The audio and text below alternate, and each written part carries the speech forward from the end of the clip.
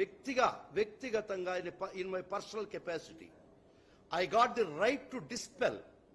I got to say that what she had uttered yesterday was total falsehood without any basis for her political ends. ఆమె రాజకీయ లబ్ధి కోసం చేసిందేమో నాకు సంబంధం లేదు. కానీ నేను ఈ రోజు ఇచ్చే ప్రెస్ కాన్ఫరెన్స్ రాజకీయ లబ్ధి కాదు, వ్యక్తిగత హోదాలోనే. ఎందుకంటే ఆ అలిగేషన్స్ నేను ఈ పోస్టు రాకముందు when I was practicing as an independent advocate, private advocate, the allegations were made against me. నా మీద నిరాధారణమైనటువంటి ఆరోపణలు చేసింది కాబట్టి ఆ టైంలో నేను వ్యక్తిగా ఇప్పుడు నిన్న వైఎస్ షర్మిల నా మీద నిరాధారమైన ఆరోపణలు చేసింది కాబట్టి ఖచ్చితంగా నేను జవాబు చెప్పాల్సినటువంటి ఆవశ్యకత అవసరం నా మీద ఉంది. కాబట్టి టుడే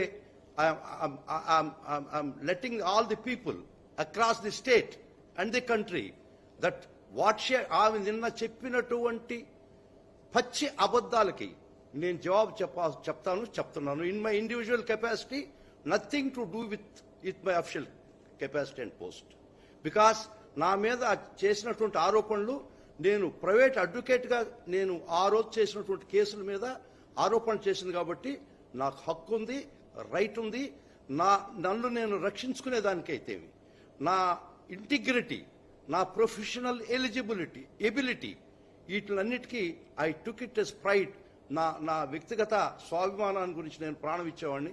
కాబట్టి నన్ను వ్యక్తిగతంగా మలినం చేసింది కాబట్టి, హననం చేసింది కాబట్టి, పచ్చి అబద్ధాలు చెప్పింది కాబట్టి ఖచ్చితంగా I take it as a time to dispel what ఆమె నిన్న చెప్పినటువంటి దానికి నేను ఖచ్చితంగా జవాబు చెప్పాల్సిన పరిస్థితి వచ్చింది. అది ఉపోద్ఘాతం.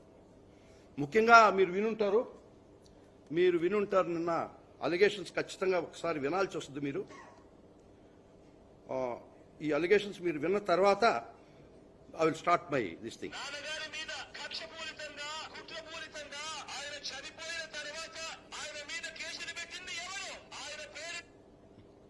ఒక్క నిమిషం సారీ.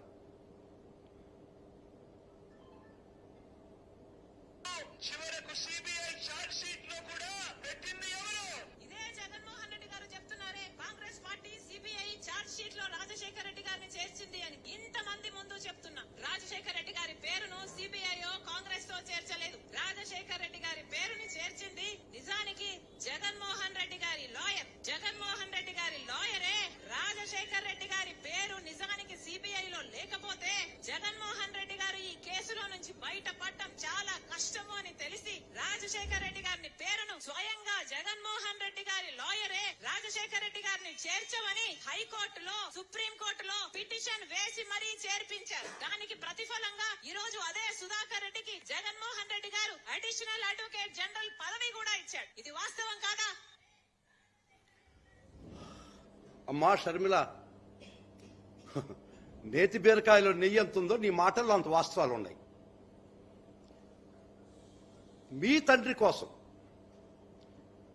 మహానుభావుడైనటువంటి ఒక గొప్ప వ్యక్తి అయినటువంటి చనిపోయిన మరణానంతరం ఆయన మలినం చేస్తుంటే, ఆయన పేరు బదనాం చేస్తుంటే, ఏ పాపము ఎరుగునటువంటి మీ అన్నని మలినం చేస్తుంటే, నేను నెల్లూరులో ప్రాక్టీస్ చేసుకుంటూ నేను ఒక అడ్వకేట్గా ఒక చలించిన హృదయంలో ఇంత అన్యాయం లీగల్గా జరుగుతుంటే ఎవ్వరూ నోరు తెరవకపోతే ఇది సమాజంలో అన్యాయం అని చెప్పి భారతంలో ఒక పద్యం గుర్తుకొచ్చింది నాకు.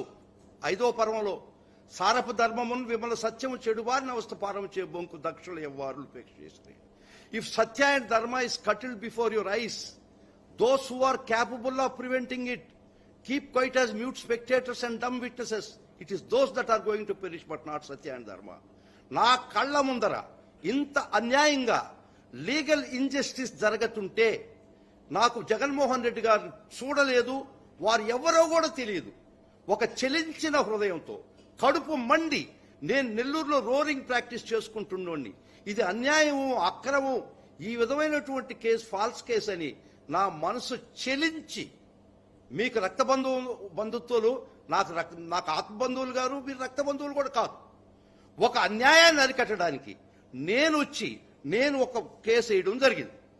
దాన్ని మీరు ఎట్లా చిత్రీకరించారంటే జగన్మోహన్ రెడ్డి గారు నన్ను ప్రేరేపించి రాజశేఖర రెడ్డి గారి పేరు సిబిఐ ఛార్జ్షీట్లో ఎఫ్ఐఆర్లో పెట్టించేదానికి ప్రోద్బలం చేయించి నా చేత కేసులు ఇచ్చి ఆ విధంగా రాజశేఖర రెడ్డి గారి పేరు ఎఫ్ఐఆర్లో పొందింపబడి కాన్సిక్వెంట్ గా ఛార్జ్షీట్లో చేసేదానికి కారణం జగన్మోహన్ రెడ్డి గారు నన్ను ఆడిచినటువంటి ఆట అని మీరు నిస్సిగ్గుగా చెప్పడం చాలా దుర్మార్గం. ఎందుకంటే మీకు కొన్ని డేట్స్ ముఖ్యంగా చెప్పాల్సి వస్తుంది. 2010లో కాంగ్రెస్ సంబంధం లేదు, సిబిఐకి సంబంధం లేదని మీరు చెప్పారు. ఇప్పుడు నేను చెప్పిన తర్వాత మీరు ఏం ఆలోచిస్తారో చెప్పండి, జవాబు చెప్పండి నాకు. 2010లో మీ కాంగ్రెస్ ఎమ్మెల్యే శంకర్ రావు హైకోర్టుకు ఒక లెటర్ రాశాడు. రాజశేఖర్ రెడ్డి గారి మీద అలిగేషన్స్ పెడుతూ రాజశేఖర్ రెడ్డి గారే ప్రజాస్వామ్యం దోచినాడని చెప్పి మీ కాంగ్రెస్ ఎమ్మెల్యే